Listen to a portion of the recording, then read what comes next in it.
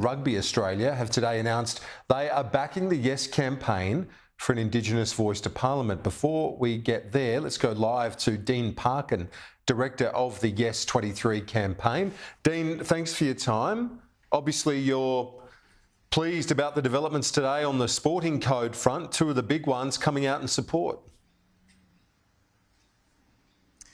Yeah, Kieran, it's great to see the AFL and Rugby Australia come out in their support for the Yes campaign. You know, that builds on the NRL's announcement last week. I think Commonwealth Games Australia is also coming out today. So it shows momentum. And the important thing, Kieran, about these codes is that you've got organisations that are very deeply connected to communities across Australia. Sport's a great unifier of the nation, so it's a great sign that these organisations are coming out in support of the Yes campaign. Got my interview with Tanya Hosh, the General Manager of Inclusion at the AFL, in just a moment after our discussion. I did ask her about Tony Abbott's response. The former Prime Minister on Twitter said that in relation to Rugby Australia, it's another sports body to succumb to moral blackmail and come out for the voice. What's your reaction to the former PM? Well, I won't respond to those comments, but I'll say this, Kieran. These organisations have been a long time working on reconciliation, working on their relationships with Aboriginal and Torres Strait Islander people. So they've been on a long journey to get to this point. This isn't a flash in the pan announcement. This is something that they've been working on more broadly for many, many years. So it makes a lot of sense that these organisations would continue that reconciliation journey and come out and strongly support the Yes campaign on the referendum on the Voice this year. So I think the announcement is fitting.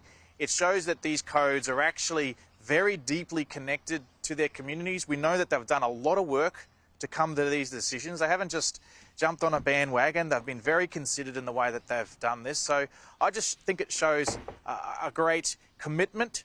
They see the opportunity for the nation and they want to be part of that, just as many Australians around the country do.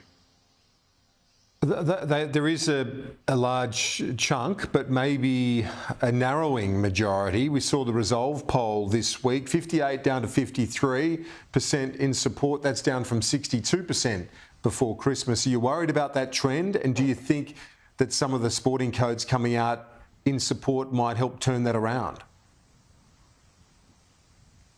Well, we're going to see the polls. Let's burst the surprise right now. We're going to see the polls go up and down between now and the referendum. I mean, the day before the Resolve poll, we saw the Essential poll that came out with 59%. I'm sure there'll be more polls released over the next little while, and there'll be furious commentary about them. We know that there is deep goodwill from the Australian community behind this issue. We also know that the conversation in the last few months has been caught up in the politics of it, in the sort of legal drafting considerations. That's not something that necessarily draws people in. We're looking forward to turning to a new phase now of actually having the conversation with the Australian people, bringing the referendum campaign where it belongs, which is in communities across the country. And we think once we do that, you're starting to see people jump on board. We're already starting to see more activity happening at that local level, organisations having conversations, gatherings to discuss this. We've got more than 7,000 volunteers signed up now to campaign very strongly in support. So our attention is very much at that community level, and that's where this campaign will be won. Wouldn't it be better, as Mick Gooder has suggested today, as Julie and Lisa said yesterday, two people that really want the Voice to get up and get across the line, to make an amendment, get more constitutional conservatives like Julie and Lisa over the line, Liberals that want to back it, but have a fundamental issue with enshrining a voice to the executive, basically, within the Constitution, when you could legislate, you could have legislation doing the same, following on from a constitutional amendment? Well, we've been through about a decade now of processes, Kieran, different panels, different inquiries, joint select committees. The current words have been rigorously tested. The Solicitor General has come out and said that these words, that the current provision is a very constitutionally safe option. In fact, he says it will improve the system of government in Australia.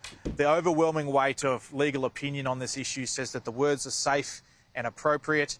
I think now it's just a matter of having that conversation with the people of Australia. And people like Julian Leeser has said that he's going to support a yes vote on this anyway. So I think we're just really looking forward to the political process, the parliamentary process to finish, and the community conversation to really begin in earnest.